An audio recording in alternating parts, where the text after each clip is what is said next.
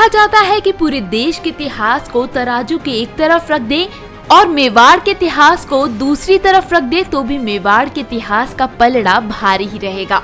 कभी गुलामी स्वीकार नहीं करने वाले महाराणा प्रताप, महाराणा कुंभा, महारानी पद्मिनी की इस धरती पर वीरता और शौर्य की कहानियां आज भी जिंदा है। ऐसी ही कहानी है हाड़ी रानी की। 1680 ईस्वी में जब मुगल फौज ने मुगल बादशाह औरंगजेब के नेतृत्व में मेवाड़ पर जगह जगह आक्रमण किया तो महाराणा राज सिंह के नेतृत्व में मेवाड़ी फौज ने भी मुकाबला किया। औरंगजेब ने जब अपनी सेना को कई टुकड़ों में बांट रखा था, ऐसे में महाराणा राज सिंह ने एक बादशाही फौज से लड़ने के लिए सलुम्बर के रावत रतन सिंह चुरनावत को तुरंत बुलावा भिजवाया। महाराणा राज सिंह का संदेश लेकर एक दूत सुलंबर के महलों में आया और समाचार सुनाया कि औरंगजेब के सेनापति हसन अली खान ने आक्रमण कर दिया है, वह आप सलुम्बर की फौज लेकर उनसे लड़ने जाओ। रावत रतन सिंह का सीधा सामना औरंगजेब से नहीं बल्कि हसन अली खान से हुआ था। महाराणा का आदेश होने की खातिर रावत रतन सिंह जैसे तैसे युद्ध की तैयारियां कर महलों से बाहर निकले। अभी रानी के हाथों की मेहंदी भी नहीं सूखी थी कि राव रतन सिंह को युद्ध के मैदान में जाना पड़ा। राव हाड़ी रानी से इतना प्रेम करते थे कि एक पल भी दूर रहना गवारा नहीं था।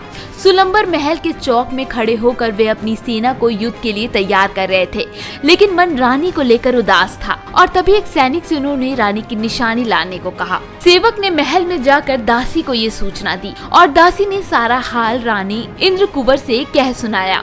हाड़ी रानी इंद्रकुंवर ने सोचा कि रावत जी युद्ध भूमि में भी मेरे बारे में ही सोचते रहेंगे और कर्तव्य से मुंह मोड़ लेंगे।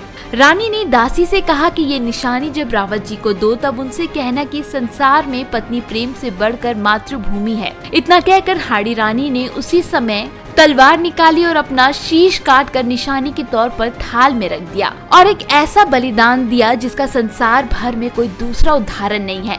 आज भी मेवाड़ कथाओं में ये लाइनें प्रचलित हैं कि चुंडावत मांगी सेनानी सिर काट दियो शत्रानी।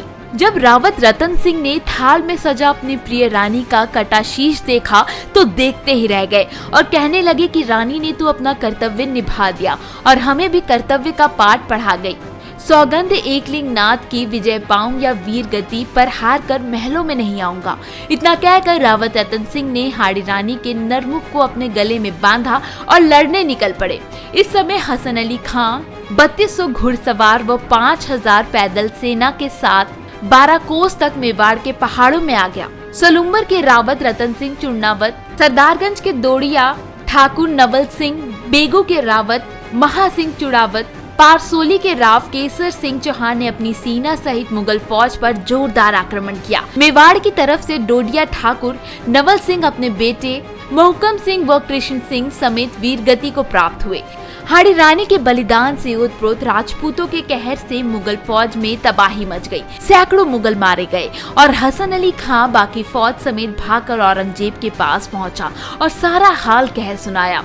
तब औरंगजेब ने अपनी सेना कुछ समय के लिए उदयपुर से हटाकर चित्तौड़गढ़ राजसमंद की तरफ लगा दी। ये घटना मेवाड़ में बहुत प्रसिद्ध हुई, जिसके चलते कुछ ख्याली बातें भी प्रसिद्ध हो गईं, जिसमें से एक ये भी है कि युद्ध के बाद रावत रतन सिंह ने आत्महत्या कर ली, जबकि असल में रावत रतन सिंह ने हसन अली खां को पराजित करने के बाद भी कई युद्ध लड़े, जिसका वर्णन भी इतिहासकारों ने किया है। रानी हाड़ी के बलिदान को अमर करने के लिए राजस्थान सरकार ने साल 2008 में राज्य की पहली महिला बटालियन के रूप में हाड़ी रानी बटालियन की स्थापना की थी। इसका मुख्यालय अजमेर में स्थित है। सागर के आंसू रोई थी चंबर की धारा भी, इससे बड़ी कथा नहीं मिलेगी प्यार की। चुंडा को जंग जीत का आशीष दे दिया, थाली में काट शत्रानी ने शीश दे दिया। रानी हाड़ी के बलिदान व रावत रतन सिंह चुड़ावत की वीरता को सत सत नमन।